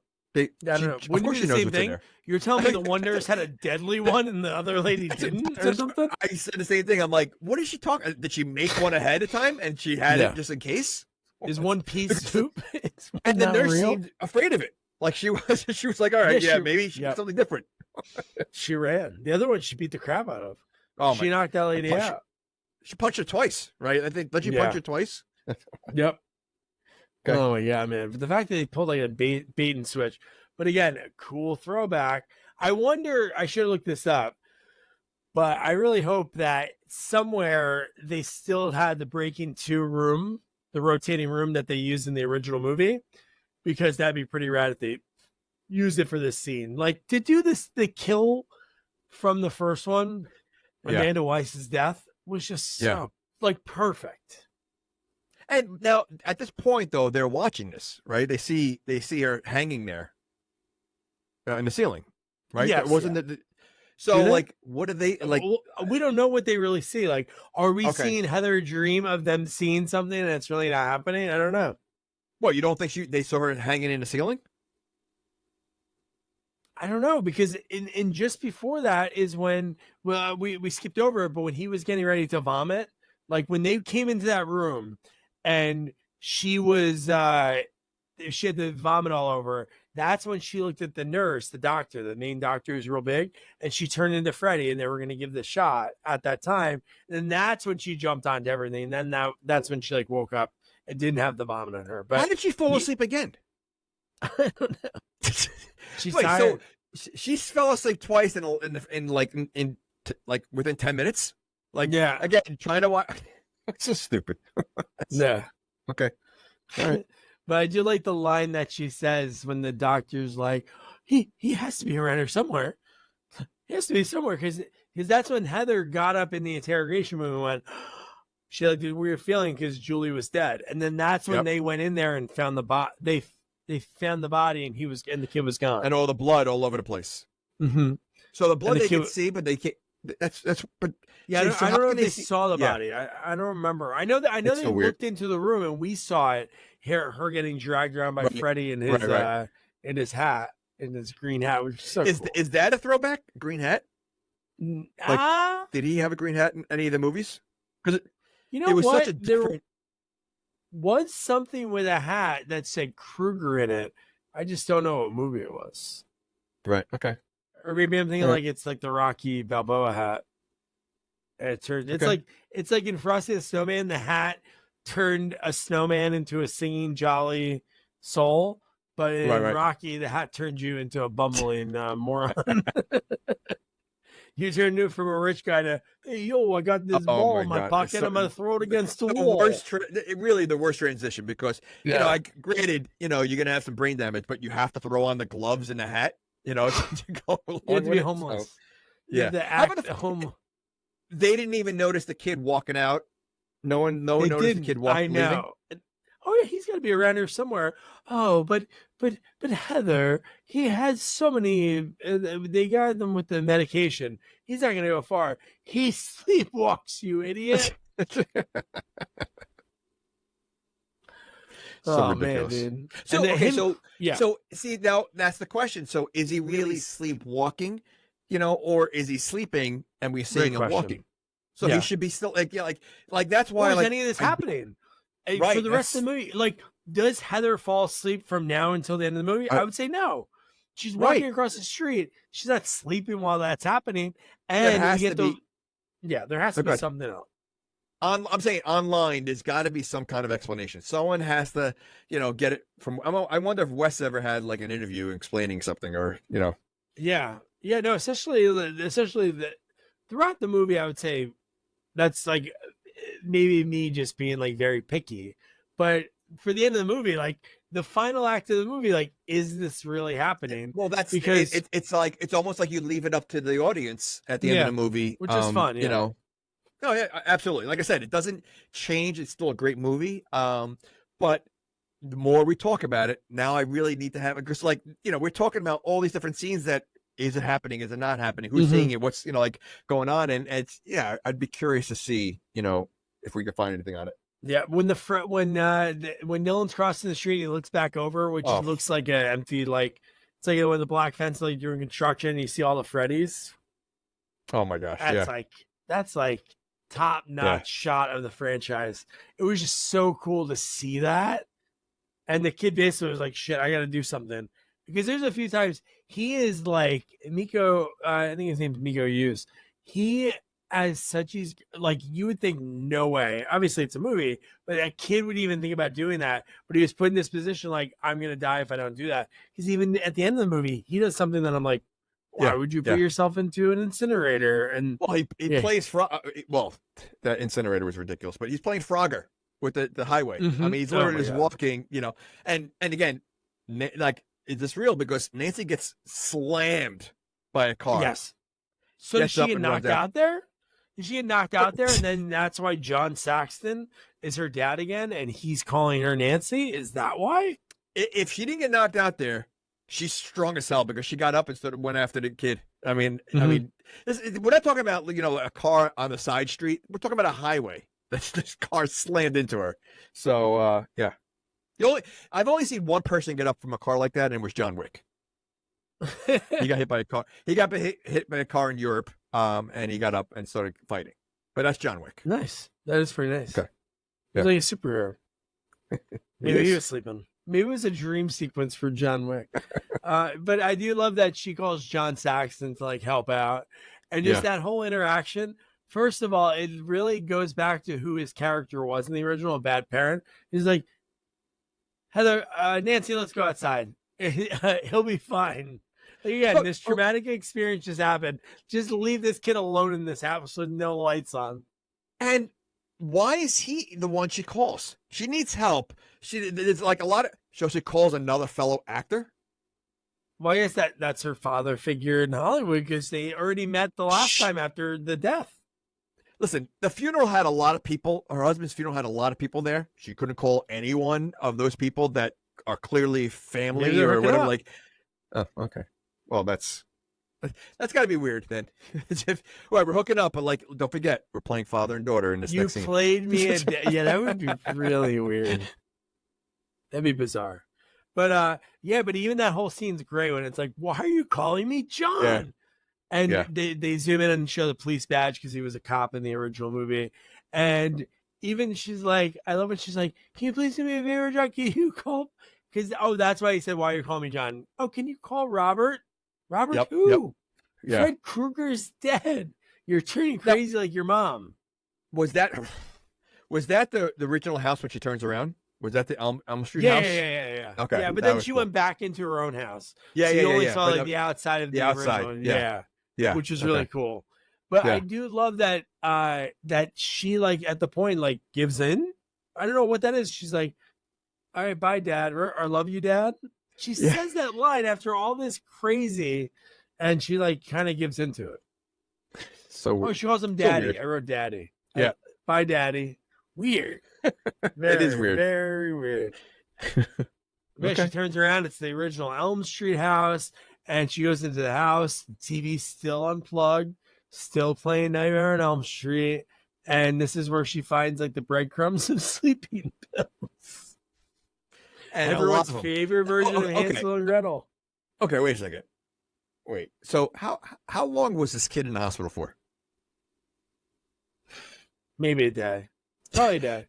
He's got 30 sleeping pills? That is true. I mean, there were a lot of sleeping pills, and she was eating them all. Like, every time she picked it up, she was throwing it in her mouth. Like, wouldn't, like, one or two be enough? Like, she literally kept putting them in there. But the fact that there was a lot. I mean, the kid left, like, a full trail. Where did he get them all from? Yeah, because we only saw her pick up like the first few and they were close to each other. Yeah. And his room was far and she moved a lot. So yeah, there must have been like 20 or 30 of them that she was like scarfing down the whole way. Okay. All right. So she was taking all the pills. He somehow found all the pills. Okay. Yeah. How'd she know Freddie? So in this whole scenario, he was putting them under his pillow and he knew that, oh shit, this is my last time under the pillow. Let me put them all on me. So he must have pockets. I was just going to say that. How did he have pockets? I mean, that's so. And how did she know that? That's not like Freddie, like putting like dangerous drugs, luring her. How did she know it was a kid? But how did she know it was a kid? I mean, she just finds random pills on the floor. She starts eating them. Could you imagine if Freddie did do that? Just pick up like random. Yeah, what's that? What's this? Everything. Okay. Oh man, dude. So when she takes those loose pills and she goes down to like that boiler room hellscape, oh my god, dude, that is such a cool. Well, just to get down there, that tunnel from the bed sheets was very cool. Like that was a cool effect. But yeah, like what was that? Like was that the underworld? Like what was that? I guess it's hell. I guess it's some kind of hell. So that's basically what they're saying. Like the real Freddy is now he turns into. I think it's open for interpretation, but he kind of looked like Satan, right? When he CGI's for like five seconds. Yeah. So maybe that's what that is, hell. But for the rest of the movie, which at this point, I think it's 20 minutes left of actual, like not including credits. And this is like, you get great. He even throws bitch at the end of lines. Yes. So he is talking like Robert would in the original films. But in the original, like I said, it wasn't comedy. It wasn't a lot of comedy. It was more again, like because the first two really were more the scarier part. Like it was a more serious Freddy, and then it changed. So like but they also had the throwback of the long arms. That was in one of the other movies. I know, dude. Remember? That was a good one. Like, that was a really good one. Just watching him stretch Armstrong, and it looked as silly as it did. Oh, 100%. In '84, like to see that, like to try to get the kid. But so first of all, the fact that the kid is in the boiler, I mean, which is ridiculous. Wow. But isn't Freddy afraid of fire? Supposed to be afraid of fire? Yeah, I think that's something that was ruined after the first movie. They forgot about that because even the second movie, he has fire all around him when he goes, "You're all my children now," and there's like fire around him. It's like, hey, dude, you don't like fire. It's like the Scarecrow was just like, hey, you don't want to light a match.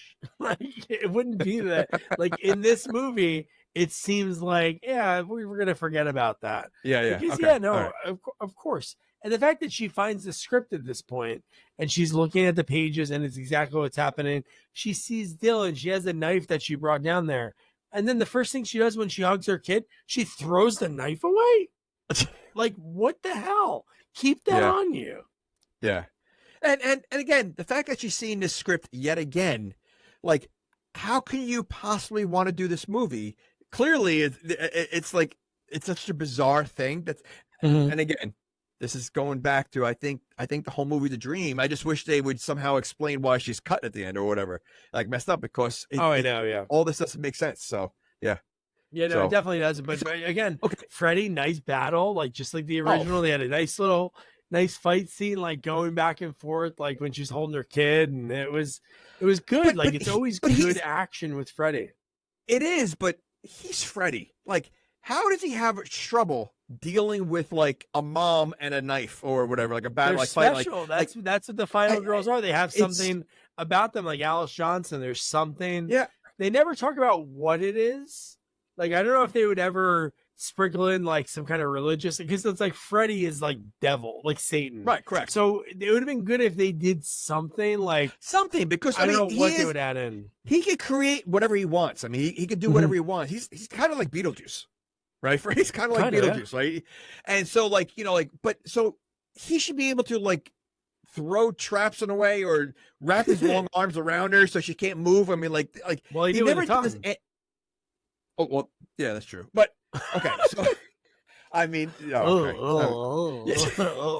was the silliest part. I think when he kept doing that, that was a silly part. Like they had to throw a little silly in there. So, well, how about when his eyes, when the kid was like trying to stab the end of the tongue that was going back and forth, and he's like, the tongue is moving. He had such a fear of the kid stabbing the tongue that he was like.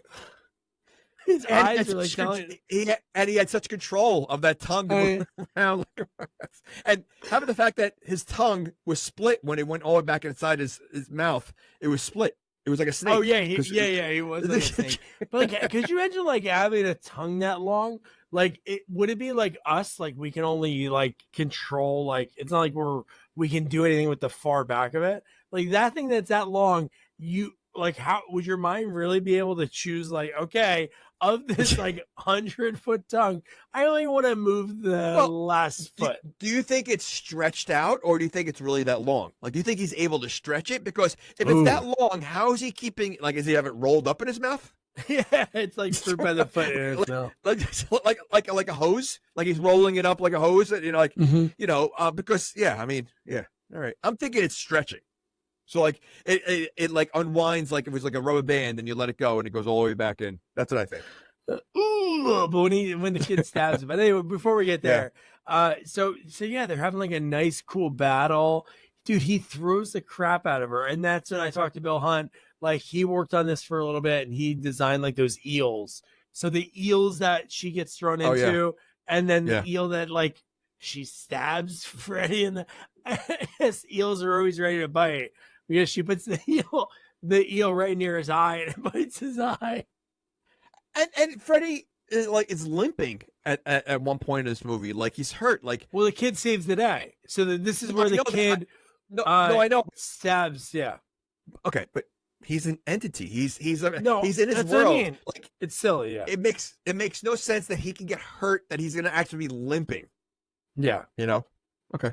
Because you wouldn't believe that Freddy, no matter what, would be injured because he's not really in the real world because she's dreaming. Like this is a dream. That's what it is. She took in the real pills world to fall asleep. Correct. And in the old movies, he only gets hurt when he's pulled out of the real out of his world. So the fact that he's getting hurt down here makes no sense. Which is still the coolest. I feel like I have to watch that. That end of the first movie is really the coolest thing. Oh yeah, the hat is an homage to the original. Was he always wearing a hat? He wore a hat, but I don't think it was green like that. No, it wasn't green like that. I'm trying to think in like 3, 4, 5. Is he wearing? He always had a hat. He always had it. He always. Oh, he did. Okay. It's like an Indiana Jones hat. He has like an Indiana Jones hat. Yeah. I don't know why. No, I was thinking when Nancy figured that out, she took his hat. It said Kruger, and then even at that point in that movie, nobody was like, "It's kind of weird that she pulled a hat out of a dream." Yeah. You know, you can go home, girl. Yeah, you can go home. That's fine. But no. So they're really battling. Kid saves the day because he's a little psycho. He grabs that knife, multiple stabs. Even the mom was like, "Dylan, no!" Like, he's helping you. Like you'd be. Yeah. But what is? He didn't even seem afraid. The kid at this point. I mean, like no fear. I mean, yeah. Okay. He's the man of the house now. So I guess he has to like step up, and then Freddy knocks out the mom. And what is the line he says when he goes after the kid? Hey, I got some gingerbread for you. Stupid. Weird. I wrote, and I don't know why I wrote it down. I wrote down Freddy eating. Was he eating something in this movie? Well, he's trying to eat the kid. The kid. Oh yeah, duh. Oh my gosh. Yeah, it's not, It turns into like Coneheads. It's like that Coneheads bit. When the mouth goes so big. But he's getting ready to eat a kid in this movie after the kid goes to the incinerator. But the thing that screws Freddy, again, a callback to the other movies, is when he uses when he scratches his claw on the inside of the door of the incinerator, and that wakes up Nancy. Yeah. And then that's when he goes into the Stretch Armstrong Freddy. And then Nancy gets up, and it's so cool they did the throwbacks. Is that this is one of those movies that you watch it blind, it's probably still a good movie, but when you watch it, like being a fan and seeing all the movies, and where it's coming from. Oh, dude, the oatmeal stairs. The fact that they did the oatmeal stairs again, which I hope they did the same way they did in the original, just pouring oatmeal and like making that gross mixture because it looked the same. It was just really cool that she couldn't get up the stairs in time, and man, so good. So let me ask you. So first of all, I've never been in the furnace before, but like, is it like a whole room like that? It looked like he was. It looked like he was in a sauna. It was almost like it was like I never seen an incinerator for like like the old school movies, and it's like like even Seinfeld, which is like from the 90s. It was like he had a bench in there. The kid was sitting on a bench. In there. It did look like that. Yeah. Like I said, he was in a sauna, and doesn't the kid come out of the sauna from a different spot? Yeah. You know what's funny? I remember the movie because again I watched it when it came out. Like when I was a kid, I rented it. But when I watched it a few months ago, I'm like, oh yeah, how is he gonna get out of there? I thought he would get out pretty quick. Like, hey, let me go in this side. I'll go out the back and like somehow get him in there. Because again, that's the Hansel and Gretel thing too, pushing the witch, the evil witch, into the oven. But why would there be a back door to it? Great question. Yeah, I guess just in case the witch locks herself in by accident. Not to mention everything in there is metal. You know how hot that door would be? Oh my god, he's trying to be melting. He'd have burns all over his hands. Yeah. And okay, so here's another question here. So Freddy is doing the arm thing. Why does it take so long to get to the kid? It's like the slowest moving thing. Like, I mean, listen, if you have the ability to actually have your arms extend like that, but it can only go like it's like an inch a second. Like, what's the point? Like, it literally looked like it took. She had enough time to climb this oatmeal stairs before he even got close to the kid. It's so ridiculous. I do love it. It reminds me of like the movies when they hit the button, like Roger Rabbit when they have the gun. Yes. And you hit the button and the punch and the boxing glove comes out. Yep. Like that's what it looked like. Exactly. Well, I think that's what what they did in the original, and it's so cool. Even when they showed that scene in the original while the kid was watching at one point. So it's like, I wonder if all the other scenes, if I looked at a little more, were they the same? Oh, you know what? I think it was, because they showed Amanda Weiss in the hallway, her death, and that was kind of the scene like screw your hall pass. So maybe there were a few like that. But the fact that with the whole tongue wrap around, and then Dylan grabs the knife and just luckily stabs the end of the Freddy tongue. Freddy from that is like, oh, he falls in. They lock him in, and they turned up the heat. And then we see like CGI Freddy start like burning and turning into like this devilish creature. And then hell exploded. Like this hellscape starts exploding, and they just start running. And then somehow they're how'd they know where to go to get back into, because she fell into water when she came out of the sheet. So how'd she find her way back to the bed? Great question. Where they're running. It's like they woke up, and the fact that they were reading the end of the script, it was like, really? Like, so now to your point, if she didn't have all of that, if she was perfectly fine looking, then I would think, that makes boom, it, she just read the whole that makes it too easy. That makes it too easy, right? Yeah. But on the flip side, it doesn't explain why she has the cuts then. So like, because again, if the first thing you think about doing is reading the script of a movie that like that's basically been your life the past 2 days, so yeah, I'm gonna have to do go down the rabbit hole on this one. Yeah. But I do love the last thing in the movie, like when she's finishing the script and the note from Wes. I wish they would have showed it a little bit better. I wrote down most of it. It was like, Heather, thanks for having the guts to play Nancy one last time. At last, Freddy's back where he belongs. Pretty cool. Well, but is it back where he belongs? Because she's making the movie again. Yeah, but she's making the movie again. What was the title of the movie? Crazy. See, that'd be crazy. If, like, after all this, she still made a movie? Oh, you know what? This traumatic thing happened. My husband died, and people know I died. Our babysitter, I gotta find a new babysitter. Could you imagine, again, just the way they were trying to sell that house in Springwood? People kept buying the Elm Street house. Just think about that. Like, imagine, like, the babysitter. Oh, so how'd you lose your last babysitter? Funny story. There was an entity. Is the name of the movie New Nightmare? I mean, the name of the script? The script, I forget what the cover said. I would hope so. Okay. All right. It'd be interesting if it was a different movie. Yeah. It was obviously the movie we just watched, because it was like, as Dylan and Nancy read the script or whatever. End scene. That's it. So weird. Yeah. But so that was Wes Craven's New Nightmare, a movie that, again, Wes wanted to do something with it. He wasn't a big fan of doing sequels, like, for the most part, that were like in name only ones. But the ones that he worked on were like always like, hey, we're taking it a different like route. Even with the Scream movies, like obviously they had like Nev Campbell still and some of those original characters from the first movie.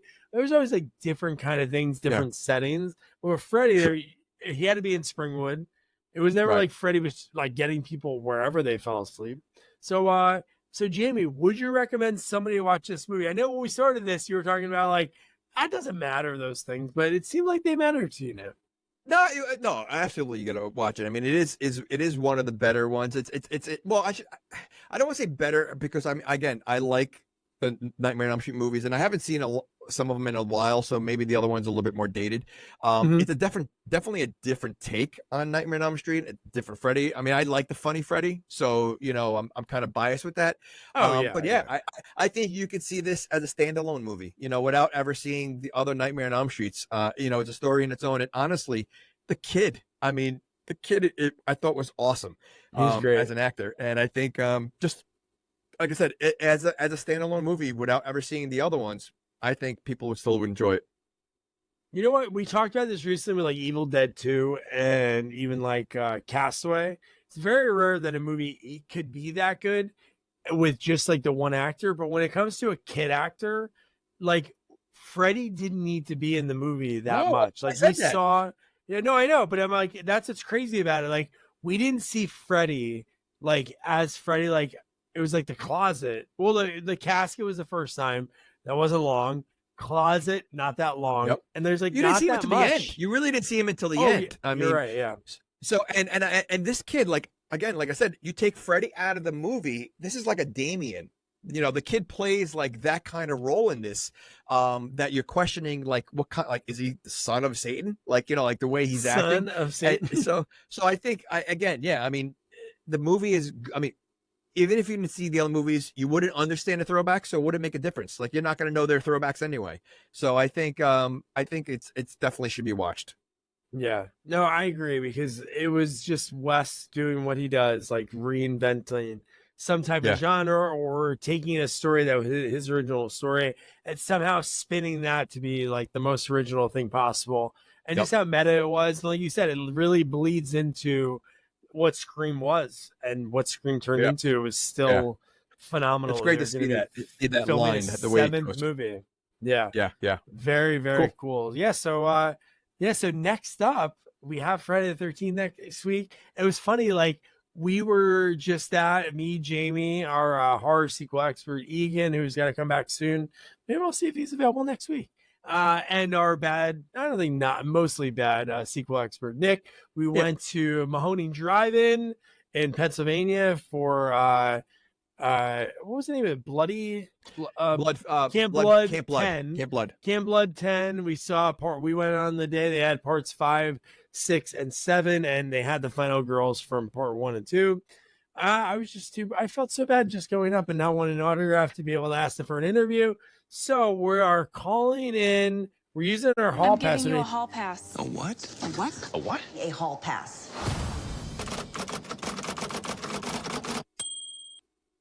I'm giving you a hall pass. I think you made that perfectly. By the way, I want to say this is our podcast hall pass, not our individual, not our individual. Correct. So We're still have a hall pass left. Have we used any hall passes this year? No, right? We have not. I think we've been chock full interviews, and we've got so many lined up. It is wild. For the rest of the year, I am going to be able to talk to somebody that was a staple into my movie watching in the great Rhonda Shear, USA Up All Night, in a few weeks, which to me is like, wow, like Jason Takes Manhattan I saw on USA Up All Night. So it'll be a lot of fun. But yeah, man. So we're going to do, we only have 3 Friday the 13th left, but I think it's perfect to do Friday the 13th, 2009. I actually got to see this one in the movie theater.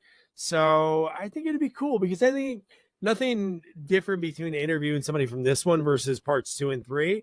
But eventually when we do get somebody parts 2 and 3, I think those movies are very special because when they're shot and how important they are to the series, like the first time Jason becomes something and it's like, well, who is going to be this Jason? Like, and then the third one, when he finally dons the iconic hockey mask, if you're watching on videos behind me. So it'll be a lot of fun. Jamie, you never saw 2009, right? I never saw the new one. Great movie. Wow, man. It is so cool. Lots of familiar faces in the cast. And really, really rad. So don't forget to review, rate, share our podcast. Follow us on all social media at Sequels Only. And don't forget to check out our website, sequelsonly.com. Good night. Good night.